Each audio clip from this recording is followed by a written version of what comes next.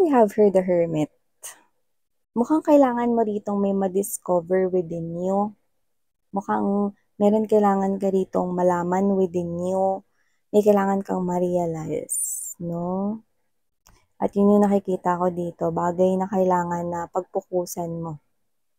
Okay? Kasi posible may mga bagay kang hindi nakikita. Yan. Ayun na nga. Knight of Water in reverse. I think you're dealing here with someone na mukhang hindi niya pinapakita ang kanyang true self. Pero for some reason, no, nakikita ko rito na soon, it will be revealed to you. Yan. So, kailangan mo lang siguro na may ma-realize about your connection here with someone. Okay? Yeah. Look at that. We have here this page of air energy. You need to observe and be aware consciously. Okay? And subconsciously. Yan. Maging observant ka sa iyong paligid and be aware sa mga situations. So, let's see what's happening here for you guys. Okay? Alamin natin yan.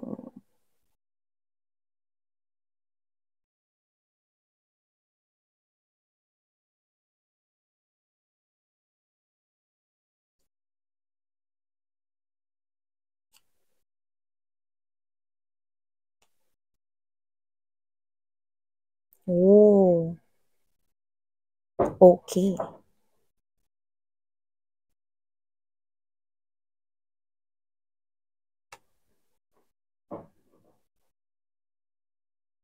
Mm-hmm.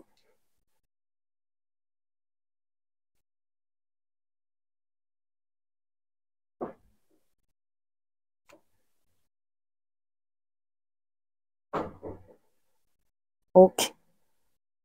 Okay. So, mamaya sabihin ko sa inyo, no, nakakatawa naman yun.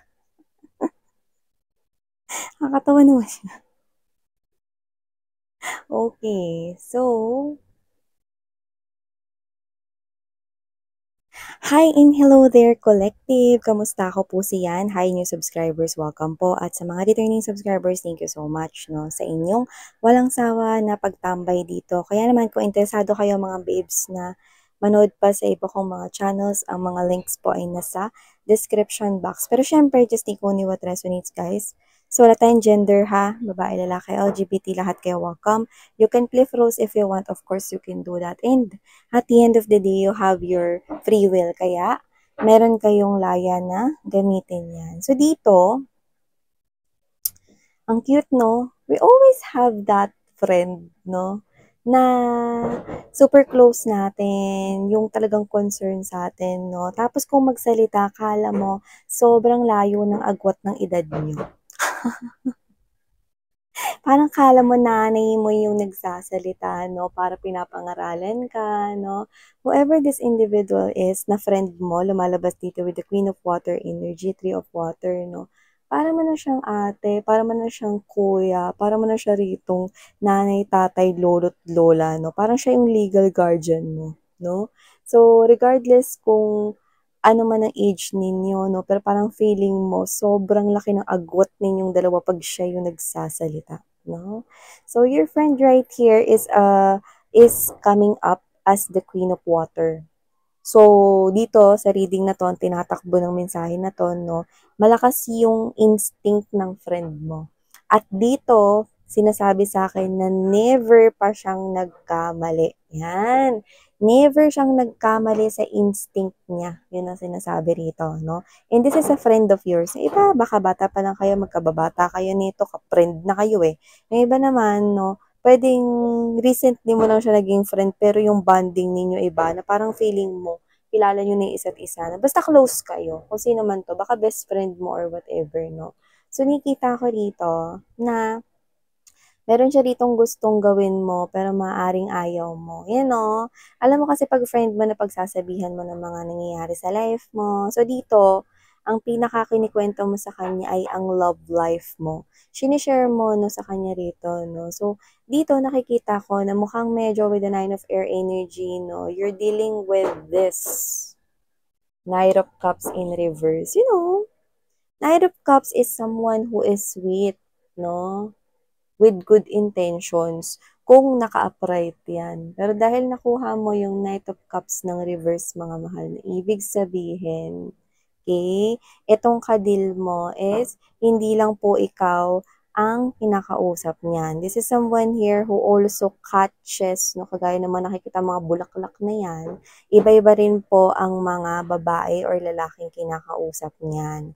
Gusto rin po niyan, uhaw po yan sa atensyon at hindi po yan committed sa iisa lang. So, pwedeng ito ay naglalaro pa lamang, pwedeng immature, no? Romantic siya hindi lang sa'yo, kundi pati sa lahat. Ngayon, yung problema mo dito sa tao na to, gusto mo na siya i-pursue. Lumalabas kasi dito that with this Two of Wands energy and there's this Six of Wands, gusto mo na siyang i-pursue kasi mabulaklak siya magsalita, nadadala yung feelings mo. Ulitin ko lang na pwede magkapalit-palit dito yung roles if you want. Nadadala yung feelings mo rito. Parang siya ito na nagugustuhan mo na. Like mo na siya, no? Sino nakikita ko dito, no? And kinikwento mo to sa friend mo, you know? Yung friend mo na malakas yung instinct.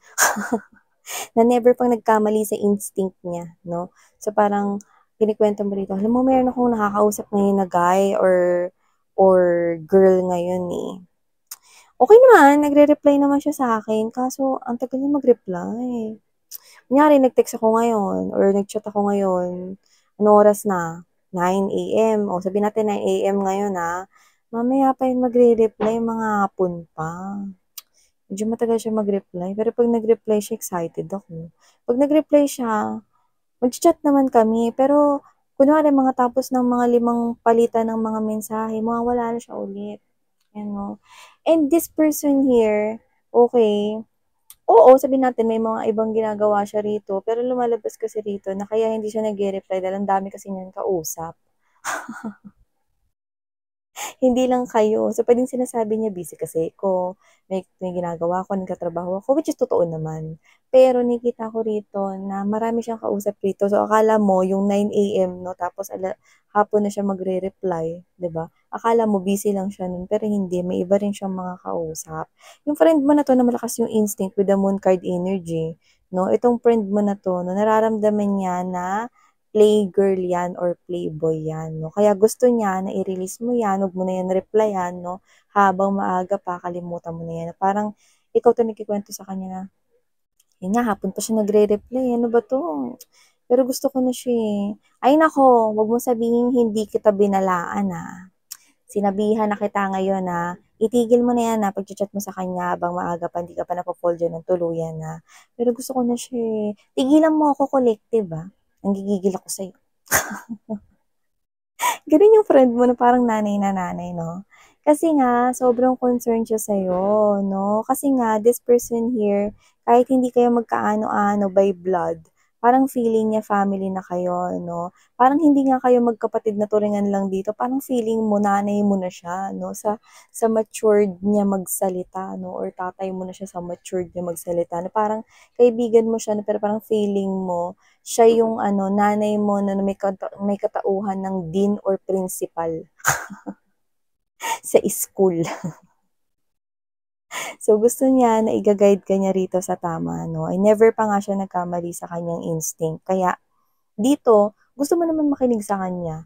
Pero kasi, alam mo kasi, kapag meron tayong mga crush o may mga gusto tayo, sometimes, we are being blinded, no? Kaya nga may tinatawag na love is blind. Kaya nabuo yan, no? Yung kasabihan na yun, love is blind na yan. Dito, hindi mo talaga nakikita yun kahit anong sinasabi ng iba, kahit yung best friends mo or kahit yung close mo na to na friend mo, no?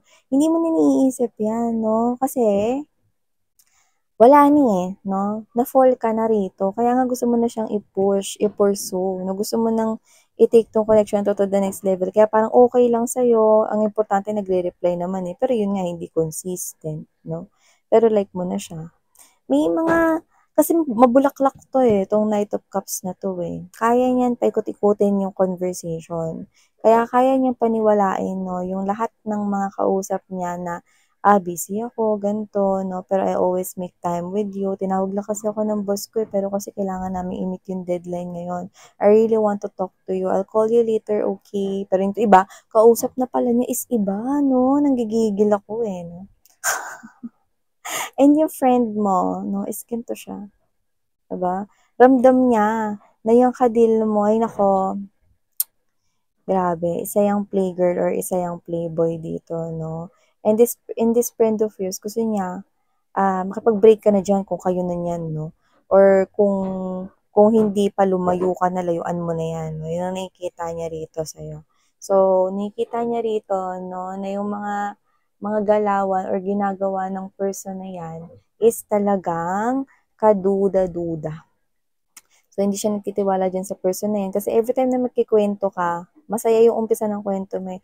Okey naman kami pero everytime na matatapos yung kuwento lagi kang may, "Pero kasi ano." So, dun lumalabas 'no na, ah, etong friend mo na 'to, hindi lang nakabase sa kuwento mo kundi talagang pinapakiramdaman niya rin, oh, ano bang klaseng tao itong kadil mo. Hindi naman kinakailangan na tarot reader or psychic reader or empath yang friend mo, pero may mga tao talagang malakas yung instinct at tama nga siya kasi itong kadil mo ay isang playboy at playgirl nga. So, iba puwedeng nakilala niyo 'to sa dating apps, nakita ko dito ng online or web. So, nakikita ko dito na posibleng nakilala mo 'yan online or kausap mo siya online. So, just take how this resonates. Pero, you are seeing partnership with that person. Pero mas malalim yung partnership mo with your friend. Pero ang hirap nga lang sundin ang pinagagawa niya sa'yo kasi ayaw mo ngang lubayan 'tong bagong gusto mo kasi gusto mo nga siya. Tsaka may itsura rin 'to 'no, pero hindi niya ginagamit sa tama, eh, 'no? May itsura 'tong gusto mo rito 'no, pero ginagamit niya yung looks niya 'no, to catches other girls' attention or to catches other boys or other men's attention, 'di ba? So, ikaw ba gugustuhin mo yung person na ano, hindi hindi pala faithful sa'yo kundi faithful rin pala sa lahat. Anong klaseng faithful yun, 'di ba? So, hindi mo deserve. Mm. So, kahit ako na friend mo, hindi mo 'to deserve talaga mga babes, 'no? So, nakikita ko rito, 'no, na ito dito ako natawa. Kasi with the Seven of Earth energy, Two of Water right here, Five of Fire, Four of Air energy swords, or Four of Swords energy, Four of Water, and Eight of Water. You know what that means? Eto na, no, para matauhan ka na, no, itong friend mo na 'to, lumabas ka sa panaginip niya. Or lalabas ka sa panaginip niya at ang panaginip niya has something to do with ikaw, mami mo yung taong alam niyang deserve mo or malapit mo ng makilala yung taong alam mong deserve mo and for some reason, hindi yun yung person na pinu-push mo rito or hindi yun yung person na pinakikita rito, no? And yeah, this friend of yours, no, saw it or will see it into his or her dreams na makikwento niya sa'yo para tumigil ka na. Pero hindi niya yun inimbento kundi talagang napanaginipan ka niya rito. Kaya nga nagtataka siya rito eh, no, with the Five of Fire energy. Yan, no. Alam mo yung parang, "Uy, alam mo itigil mo na yan, itigil mo na yang kabaliwan mo na diyan sa bago mong kausap na yan dahil yan, hindi yan mapagkakatiwalaan, nararamdaman ko na ano yan, palikero yan or palikera yan 'no. Tigil mo na yan 'no, alam mo napanaginipan kita kagabi or napanaginipan kita nitong nakaraan 'no, na meron ka ditong mami-meet na person na talagang susuklian rin niya kung ano yung ibibigay mo. May equal give and take, may reciprocity sa inyong dalawa. Yung person that worth investing with the Seven of Earth energy. Yung person na talagang makakausap mo, no, ng talagang puso sa puso, no. Yun yung sinasabi ng friend mo rito. And then yung friend mo rito, parang gusto mo siyang soplakin na, ay naku, sinasabi mo lang yun para iwasan ko na tong person na to. Ay naku, pabayaan mo na nga lang ako dito sa love life ko na parang yung friend mo na exactly my point, parang yung friend mo, exactly my point. Bakit kita napanaginipan? Panaginip ko yun, bakit sumingit ka pa? Sa sobrang pagka-concern ko sa'yo, no? pati yung panaginip ko tungkol na sa'yo, you know. And whoever this friend of yours is, he or she is the one also believes sa mga panaginip or dreams, the meaning of it and all of those things. So I think your friend is also someone here, no, na naniniwala na deserve mo naman talaga yung love at alam niya na deserve mo yun kung ano yung napanaginipan niya. Exactly the point, 'di ba? Bakit niya sasabihin, no, yung bagay na yun, no? Dahil sobra kanya ritong love, no, as a friend. Kaya ayaw kanya ritong mapahamak at mapunta sa walang kwentang relationship, no, diyan sa taong nagugustuhan mo na hindi mo naman deserve, okay? Kasi hindi siya seryoso sa'yo. Pero dito sa friend mo, pinakita sa kanyang panaginip rito yung love life mo na dapat yung love life niya naman yung pinakita sa kanya kasi panaginip niya yun, 'di ba? In the first place. Pero sa friend mo pinakita, no, para, okay, iparating sa'yo yun. Bakit sa'yo hindi pinakita? Because you are being blinded here by a love that is not true. 'Di ba? Your friend is someone here who has a strong intuition at malakas ang instinct niya.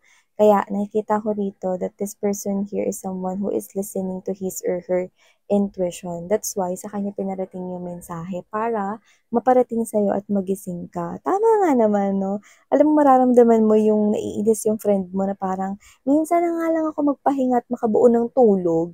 Ikaw pa yung napanaginipan ko. Nanggigigil ako sa'yo eh. Tapos ayaw mo makinig sa akin. Exactly. Panaginip niya dapat yun, 'di ba? At siya dapat ang main character dun, pero ikaw yung lumabas sa panaginip ng friend mo. So, why waste his or her time, no, para tapusin yun, no, 'di ba? Panaginip niya nga yun, tapos ikaw yung nandoon, 'di ba? Bakit hindi yung sarili niyang love life yung pinakita dun, 'di ba?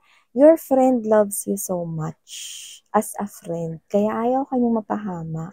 So, kung ano yung sasabihin niya sa'yo, hindi niya po yun inimbento. He or she really dreamt about you last night or before, no? Napanaginipan ka talaga niya or papanaginipan ka niya rito and lahat yun ay totoo, hindi niya inimbento. Pinakita talaga sa kanya rito ni Universe, no, yung magandang love story na naghihintay sa'yo. Pero para makarating ka doon, kailangan mong itapon ang lahat ng pagkagusto mo sa taong nagugustuhan mo dahil hindi naman niya yan deserve, ayan 'no, itapon mo na, itumba mo lahat ng mga cups na yan 'no, at ayan 'no, magpatangay ka rito sa kung saan ka talaga dapat na direksyon gustong dalhin ng iyong mga angels and guides. 8 of water energy, you need to search for that soul 'no, kasi ramdam mo rin naman na parang 'di ba nakukulangan ka rin naman, maganda yung person na nagre-reply rin sa'yo 'no, 9:00 ta's magre-reply hapon na. Hindi siya nag-lunch, tingin mo hindi siya kumain, 'di ba? Ang daming reasons ng person na 'yan di mo deserve, okay? You need to clear your mind, okay? Your angels, are really wanting to guide you to a different route that you deserve, to a different direction.